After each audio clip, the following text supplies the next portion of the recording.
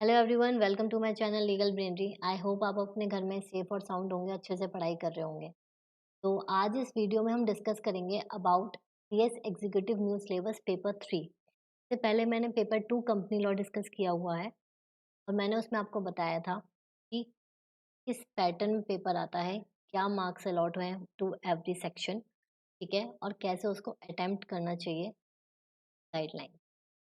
तो आज मैं आपको जो डिस्कस करने वाली हूँ वो है पेपर 3। वो है setting up of business entities and closure. ठीक है, चलिए स्टार्ट करते हैं। बेसिकली इस सब्जेक्ट का पर्पस क्या है? सबसे पहले आप इस सब्जेक्ट को पढ़ क्यों रहे हो, आप उसका पर्पस देखो। पर्पस इस सब्जेक्ट का ये है कि अगर आप सीएस हो, आपके पास कोई क्लाइंट आता है और वो बोलता है कि मुझे एक्स वाई जी नहीं, फॉर एग्जाम्पल प्राइवेट कंपनी जो है, मुझे रजिस्टर करानी है और सारी फॉर्मेलिटीज़ आप करके दो। ठीक है? अब प्राइवेट कंपनी तो हम कंपनी लॉ में पढ़ते हुए आ रहे हैं, हम वैसे भी हमें पता है। बट इसमें जो नया है वो है सारी बिज़नेस एंटिटी। ठीक है? सारी बिज़नेस एंटिटीज़ से मतलब है जो रजिस्टर्ड कंपनी है अंडर कंपनीज़ एक्ट 2013, वो भी एज़ अ रजिस्टर्ड कंपनी, या other forms of business like partnership firm, LLP, NPO, आपकी section 8 company of companies act, foreign company. ठीक है, इसमें आप सारी चीज़ें पढ़ोगे, वो क्या होती हैं, उनके स्टेप्स क्या होते हैं रजिस्ट्रेशन के, प्लस उनके साथ उनको क्या-क्या कंप्लायंसेस करने पड़ते हैं। लाइक अगर आपको पर्टिकुलरली कोई आप फेमा के रेगुलेशंस को फॉलो कर रहे हो, आपका कोई ऐसा बिज़नेस है जिसमें आप ट्रेड में हो, एक्सपोर्ट में हो, इम्पोर्ट में हो, तो आपको फेमा गाइडलाइंस फॉलो करनी पड़ेंगी। उसके हिसाब से आपको किस चीज़ का लाइसेंस लेना है, किस चीज़ की रजिस्ट्रेशन करनी है, वो इन डीप इसमें इस सब्जेक्ट में आप आकर पढ़ोगे। ठीक है? तो पर्पस है कि आपको as a CS wide knowledge हो, इन डेप्थ आपको सब्जेक्ट पता हो, तभी आप अपने क्लाइंट से डील करना चाहोगे। अगर आप पढ़ा रहे हो, तो भी आपको ये ज़रूरी है, अगर आप जॉब कर रहे हो तो भी, और अगर आप अपनी प्रैक्टिस करोगे इन फ्यूचर तो भी। तो ये इंस्टीट्यूट ने उस चीज़ को देखते हुए इस सब्जेक्ट को इंट्रोड्यूस किया है इन न्यू सिलेबस। ठीक है? चलिए स्टार्ट करते हैं। सबसे पहले आपका जो ये सब्जेक्ट है, ये 3 पार्ट्स में डिवाइडेड है। ठीक है? ये आपका 3 पार्ट्स में डिवाइडेड है। Paper 1, paper 2, sorry, part 3, part 1, part 2। ठीक है? फर्स्ट है आपका 40 मार्क्स का, तो हम ए कर देते हैं, ए एंड सी। 40 मार्क्स का आपका पहला पार्ट है, जिसमें कि आपके 12 चैप्टर्स हैं। ठीक है? अभी हम देखेंगे कौन-कौन से चैप्टर्स हैं। पार्ट 2 है आपका 35 मार्क्स का, जिसमें कि आपके 6 चैप्टर्स हैं, और लास्ट आपका पार्ट सी है 25 मार्क्स का, जिसमें आके आपके 3 चैप्टर्स। तो इन टोटल आपके 21 चैप्टर्स। ठीक है? अब मैं आपको मॉड्यूल दिखाती हूँ और मॉड्यूल से मैं आपको बताती हूँ कि क्या पैटर्न। देखो, ये आईसीएसआई का मॉड्यूल है। ठीक है? इसमें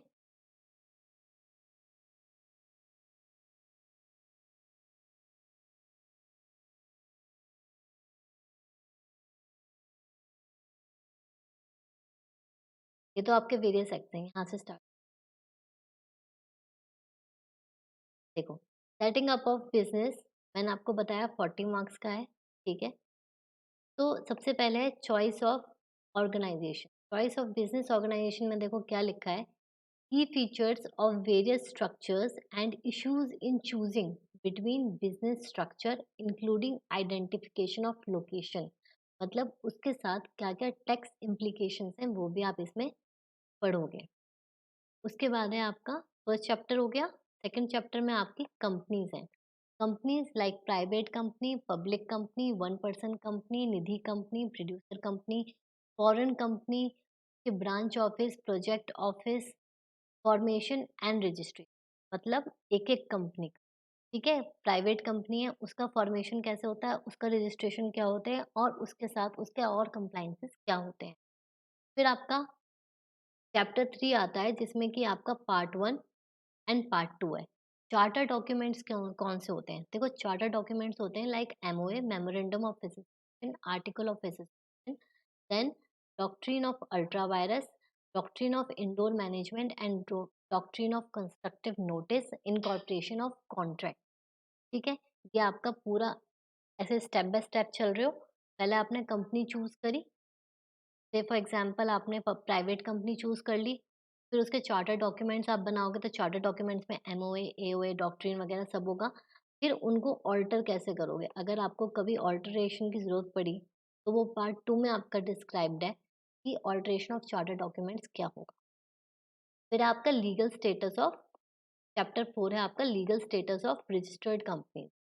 रजिस्टर्ड कंपनीज जो भी हैं उनका लीगल स्टेटस क्या है। अब वो कंपनीज हैं small company, holding company, subsidiary and associate company, inactive company, dormant company, government company. Inactive company, dormant company is one and the same but there slightly difference. ठीक है? लिमिटेड लाइबिलिटी पार्टनरशिप, ये जो act है आपका ये 2001 act है। ठीक है? तो पार्टनरशिप अलग होती है और एलएलपी अलग होती है। ठीक है? अब एलएलपी का तो एक सेपरेट चैप्टर दे दिया। अब उन्होंने क्या बोला चैप्टर 6 में other forms of business organisation. अब ये other forms of business organisation ऐसे करके इन्होंने क्यों सेग्रीगेट किया? उन्होंने इसलिए सेग्रीगेट किया इंस्टीट्यूट ने कि जो आपके पहले थे जैसे प्राइवेट कंपनी हो, पब्लिक कंपनी हो गई और फॉरेन कंपनी हो गई, गवर्नमेंट कंपनी हो गई। ठीक है?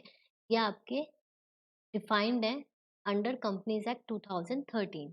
बट ये जो कुछ फॉर्म्स हैं बिजनेस ऑर्गेनाइजेशन की like partnership, Hindu undivided family, sole proprietorship, cooperative society, ये आपकी कंपनीज एक्ट में एज सच रजिस्टर्ड नहीं है।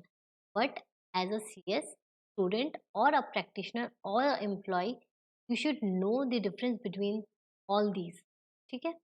आप एज अ क्लाइंट के सामने वहाँ कंफ्यूज नहीं हो सकते। तो इसलिए आपको इन डीप ये चीज़ें भी आनी चाहिए।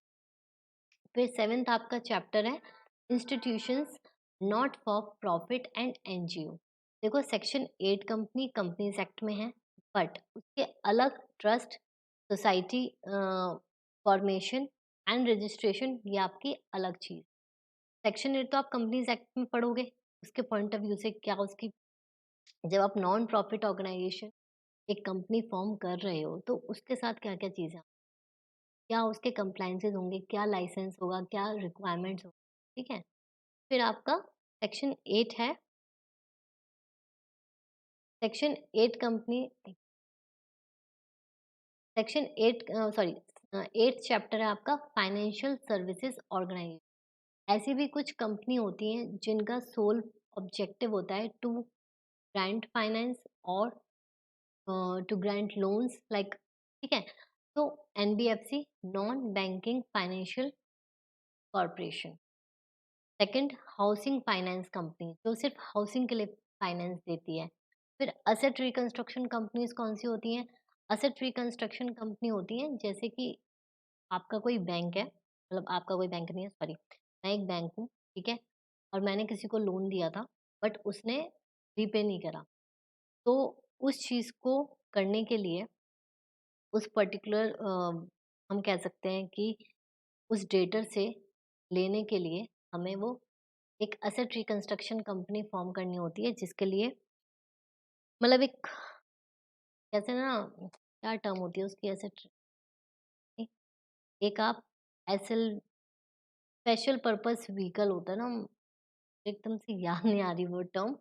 बट आप उस पर्टिकुलर एसेट रिकंस्ट्रक्शन कंपनी को आप एक कुछ टाइम के लिए ऑब्जेक्टिवली बनाते हो। जब आपका पैसा रिकवर हो जाता है उस डेटर से तो आप उसको डिसॉल्व कर दो। ठीक है? तो एक चेन होती है, जब हम आगे पढ़ेंगे तो हम एक्सप्लेन करेंगे कि एसेट रिकंस्ट्रक्शन कंस्ट्रक्शन कंपनी कौन-सी होती है। If I am not wrong वो स्पेशल पर्पस व्हीकल होता है, आप एसएलवी बनाते हो एक उस फॉर्मेट के लिए, ठीक है? फिर माइक्रो फाइनेंस इंस्टीट्यूशन, ऑब्वियसली किसी को ज़्यादा लोन चाहिए, किसी को कम चाहिए, तो कुछ ऐसे इंस्टीट्यूशंस हैं जो माइक्रो फाइनेंस देते हैं, बहुत स्मॉल अमाउंट देते हैं। एक Nidhi company, payment banks and registration सबके, ठीक है। फिर आपका ये कॉन्सेप्ट है स्टार्टअप्स। आजकल स्टार्टअप्स का बहुत वो है, तो स्टार्टअप कंपनीज एक्ट मतलब एज अ सीएस जो आईसीएसआई इंस्टीट्यूट है, उसने ये इनकॉर्पोरेट किया स्टार्टअप्स, ठीक है। Startups India policy, registration process, benefits under the companies act and other government policies. आपको एज अ मतलब अगर आप स्टार्टअप करना चाहते हो तो आपको क्या बेनिफिट्स हैं, क्या गवर्नमेंट पॉलिसीज हैं, क्या आपको वो मिलेगा, बेनिफिट्स मिलेंगे, ठीक है। फिर different types of capital like seed capital, venture capital, private equity, angel investor and मुद्रा बैंक। ये सब चीजें क्या है, एक तरीके से स्टार्टअप है और आपको, सॉरी ये स्टार्टअप नहीं है, आपको वो कैपिटल्स बता रहा है कि डिफरेंट टाइप्स ऑफ कैपिटल्स कौन कौन सी, ठीक है। फिर आपका 10th चैप्टर वो है जॉइंट वेंचर्स। देखो जॉइंट वेंचर्स के रिगार्डिंग ना मैंने एक वीडियो अपलोड की है, मैं आपको उसका डिस्क्रिप्शन में लिंक दे दूंगी। Joint ventures and associate company, बहुत बच्चों को बहुत कंफ्यूजन होता होता है। और जब मैं पढ़ाती भी थी तो एक बार जैसे होता है ना कि आपको आप मैं पूछती हूँ क्वेश्चन कि अच्छा ठीक है एसोसिएट कंपनी जॉइंट वेंचर, तो वो बहुत ज़्यादा कंफ्यूज करते थे, तो इसलिए मैंने ये एक तरीके से जो बेस है आपका अंडरस्टैंडिंग का डेफिनेशंस में, उसके लिए मैंने एक सेपरेट वीडियो बनाई है। प्लीज़ आप उसको देखिएगा, आपको बहुत क्लैरिटी आएगी, मैंने एग्जाम्पल से समझा, ठीक है। फिर आपका 11th चैप्टर है setting up of business outside India. अभी तक हम जो बात कर रहे थे वो इंडिया के फॉर्मेट में बात कर रहे थे, बट अगर आप बाहर करना चाहते हो तो इशू क्या है इन choosing location, structure and the process involve. All over क्या प्रोसेस इन्वॉल्व है वो इसमें। फिर एक लास्ट चैप्टर है आपका पार्ट ए का, पार्ट ए का, ठीक है। पार्ट ए का जो लास्ट चैप्टर है वो है conversion of existing business entity. Conversion मतलब जितने भी हमने अभी तक पढ़ी हैं 1 to 11 चैप्टर्स में, जितनी भी हमने पढ़ी हैं उनका कन्वर्जन कैसे होगा। लाइक देखो, conversion of private company into public company and vice versa. Conversion of section 8 company into other kind of company. Section 8 company कौन सी है, नॉन प्रॉफिट ऑर्गेनाइजेशन। अगर वो किसी प्रॉफिट मेकिंग में कन्वर्ट होना चाहती है तो क्या प्रोसेस इन्वॉल्व होगा, क्या उसमें चीज़ें हम ध्यान रखनी होंगी। फिर है conversion of company into LLP and vice versa versa, and conversion of OPC to other type of company and vice versa, and company authorised है, authorised to be registered under the act and other types of conversion. मतलब एक वो miscellaneous types बना दिया इसने chapter को कि अगर जो ऊपर छूट गई है उसमें आप सारे कवर कर दोगे। अब हम आते हैं पार्ट बी पर। देखो पार्ट बी जो है वो है रजिस्ट्रेशन, लाइसेंसेस एंड कंप्लाइंसेस। मैंने आपको बताया, आपने एक बार फॉर्म समझ ली कौन सी फॉर्म है कौन सी नहीं है, बट अब जो आप कर रहे हो ये,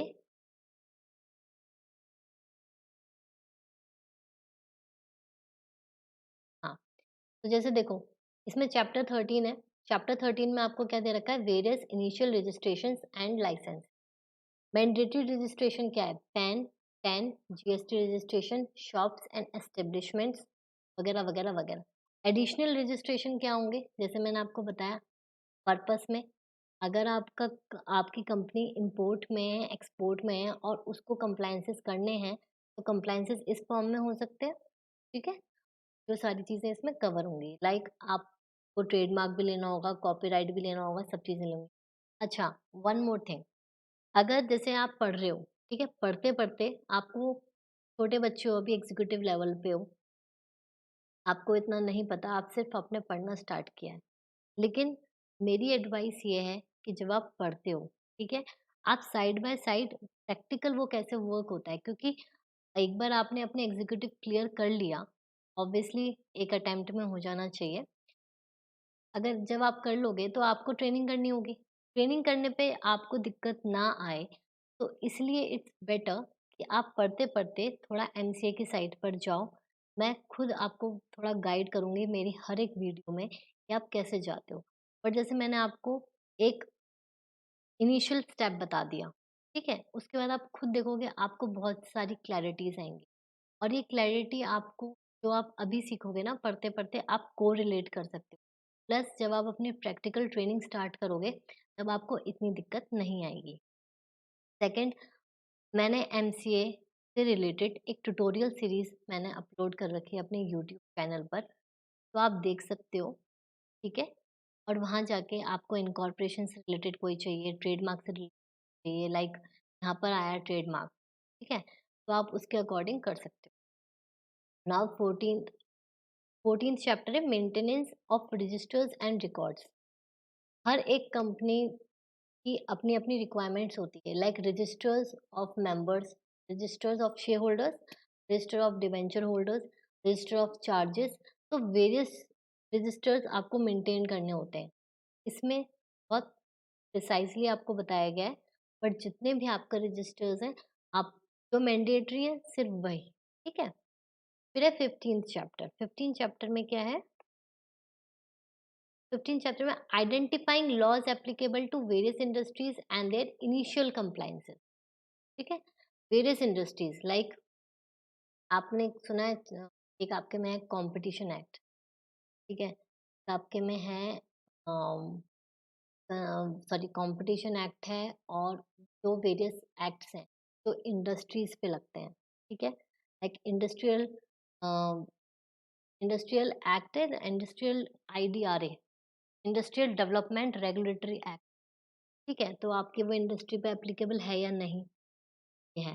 फिर देखो 16th चैप्टर आपको क्या कहता है? Intellectual property. Intellectual property laws का क्या मतलब होता है, मैं आपको थोड़ा सा इंट्रोडक्शन देना चाहूंगी। इंटेलेक्चुअल का मतलब क्या होता है? दिमाग, ठीक है? मतलब आप कोई ऐसी चीज कर रहे हो जिसमें आपकी माइंड पावर लग रही है, कोई फिजिकल काम नहीं कर रहे हो। तो कॉपीराइट, आपने कुछ राइट किया, आपने बुक लिखी, ठीक है? आपने बुक लिखी, बुक लिखने में आपको वो पब्लिश करनी है, आपको उसके राइट्स चाहिए, सब कुछ चाहिए, ठीक है? तो आपको एक रॉयल्टी मिलती है इन रिटर्न।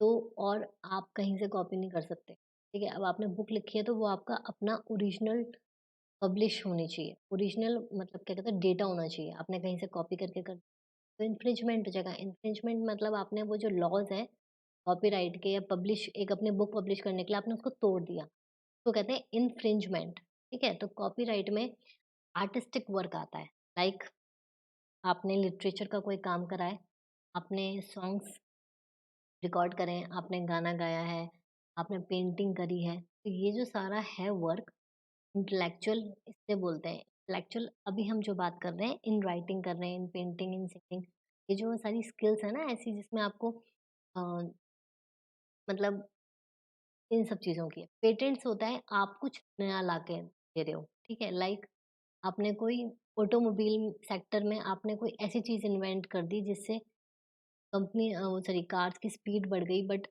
पेट्रोल कम, मतलब कुछ ऐसा कुछ इनोवेटिव आपने किया है, वो होता है पेटेंट, ठीक है? ट्रेडमार्क होता है सिंबल, जैसे लीगल ब्रेनरी है, ठीक है? लीगल ब्रेनरी का मैंने सिंबल बनाया, तो वो रिप्रेज़ेंट कर रहा है मेरे वर्क को, ठीक है?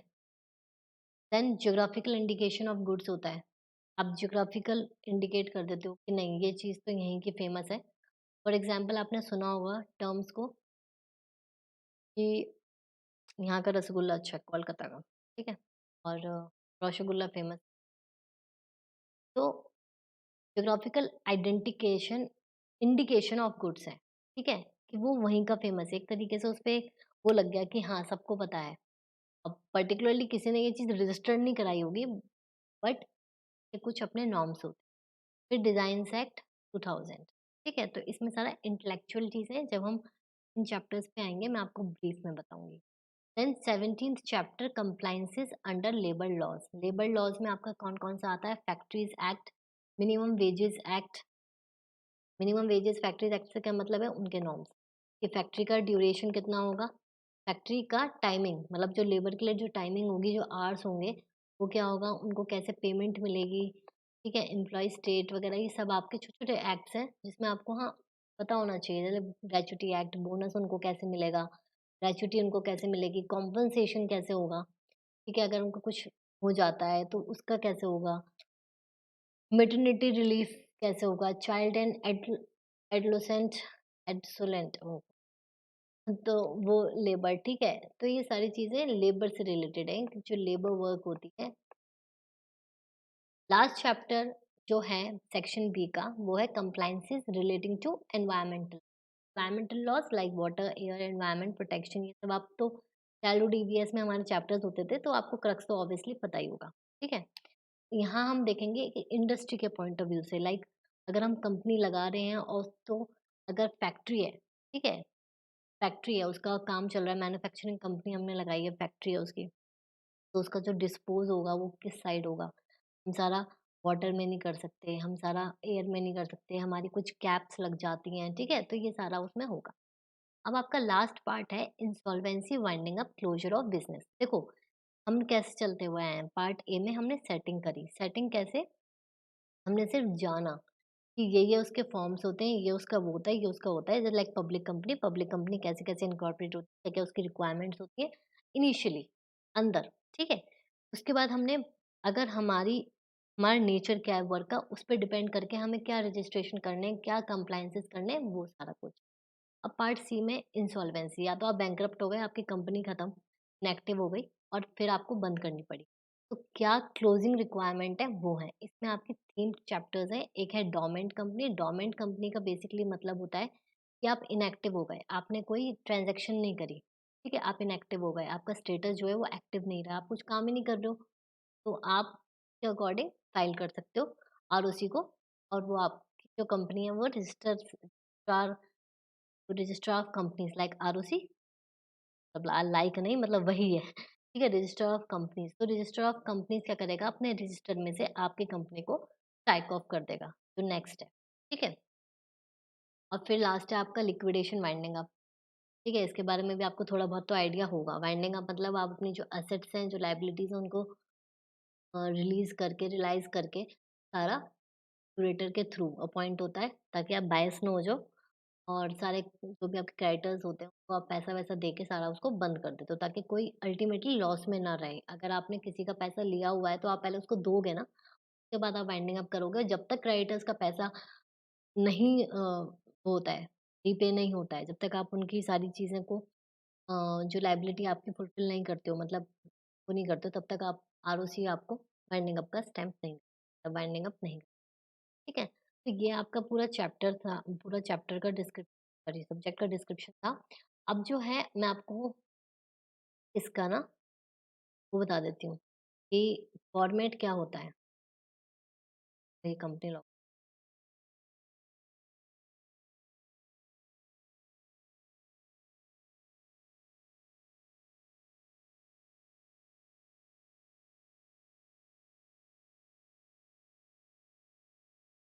है। ये क्वेश्चन पेपर्स आप आईसीएसई के आराम से देख सकते हो। देखो, टाइम अलॉट अलाउड वही 3 घंटे, मैक्सिमम मार्क्स 100 मार्क्स। सबसे पहले पार्ट ए स्टार्ट होगा, जो मैंने आपको कितना बताया था, 40 मार्क्स। तो ये आपका 40 मार्क्स का स्टार्ट हो रहा है। यहाँ पे आपके कितने आएँगे, 1, 5 मार्क्स, 5 मार्क्स, मतलब 25 मार्क्स का एक होगा ये शायद, नहीं 20 मार्क्स का है, 5 4 ज़ा 20, ठीक है? फिर आपको सेकंड क्वेश्चन में चॉइस मिलेगी, वो जो क्वेश्चन आपका 16 मार्क्स का होगा, ये है ना?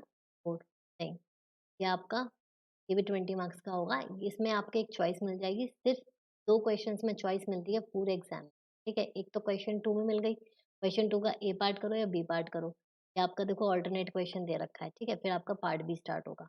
40 मार्क्स के क्वेश्चन्स ऊपर हो गए, 20-20 के 2, ठीक है? 2 क्वेश्चन्स आएँगे, 20 ईच, और उसमें से एक में आपको, एक तो कंपल्सरी होगा ऑब्वियसली 1 क्वेश्चन, और सेकंड में आपको चॉइस मिल जाए। फिर आपका पार्ट बी है, पार्ट बी में देखो, एक 4, ये भी 20 मार्क्स का है आपका, ठीक है? इसमें आपको एक चॉइस मिल जाएगी, ये भी 20 मार्क्स का है, नहीं 20,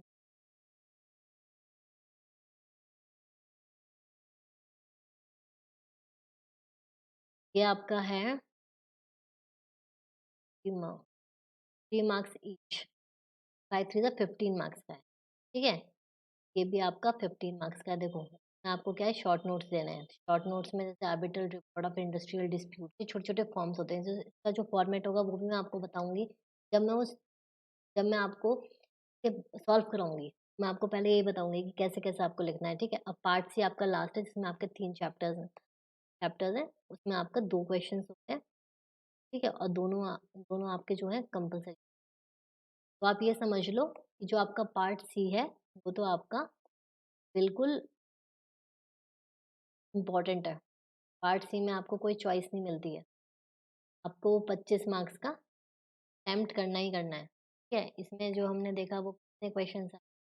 5 क्वेश्चन 5 एंड क्वेश्चन 6 और दोनों मैंडेटरी, ठीक है? इसमें क्वेश्चन 1 एंड क्वेश्चन 2 और क्वेश्चन 2A में आपको क्या मिल गई? चॉइस मिल गई, ठीक है? और ये पूरा 40 मार्क्स का था, तो 20 मार्क्स का क्वेश्चन ये, 20 मार्क्स का क्वेश्चन 35 मार्क्स का है। इसमें आपका क्वेश्चन 3 एंड क्वेश्चन 4, क्वेश्चन 3 आपका मैंडेटरी है, क्वेश्चन 4 में आपको फिर अगेन चॉइस मिल गई, क्वेश्चन 4 करो या क्वेश्चन 4 ए करो, ठीक है? तो फर्स्ट क्वेश्चन जो था आपका वो 20 मार्क्स का था और ये आपका 15 मार्क्स, ठीक है? तो 15 मार्क्स वाले में आपको चॉइस मिली, इधर आपका 20 मार्क्स में आपको चॉइस मिली। आप कुछ भी कर सकते हो, बट क्वेश्चन 3 में जो है 25, इसमें कोई चॉइस नहीं, ठीक है? तो पार्ट सी तो बहुत मैंडेटरी। तो ये आपका पूरा मैंने बता दिया कि इस फॉर्मेट क्या है, किस हिसाब से आप, क्योंकि देखो मेरा ये चीज़ है कि अगर आप सब्जेक्ट पढ़ने ऐसे ही बैठ जाते हो without knowing purpose of that subject, या इंस्टीट्यूट आपसे किस वे में उस सब्जेक्ट को पढ़ने और फिर आंसर करने की कोशिश कर रहा है, बोल रहा है, तो आपकी आधी मेहनत तो मतलब वेस्ट हो गई ना, क्योंकि आप सिर्फ पढ़े जा रहे हो, आपको यही नहीं पता इंस्टीट्यूट इस पेपर से पर्टिकुलरली क्या चाहता है। हर मॉड्यूल में मैंने आपको दिखाया था अभी, हर मॉड्यूल में ऊपर लिखा होता है कि इसका क्या है, तो इसमें बताया उसने बिज़नेस एंटिटीज़ एंड ऑल, ठीक है?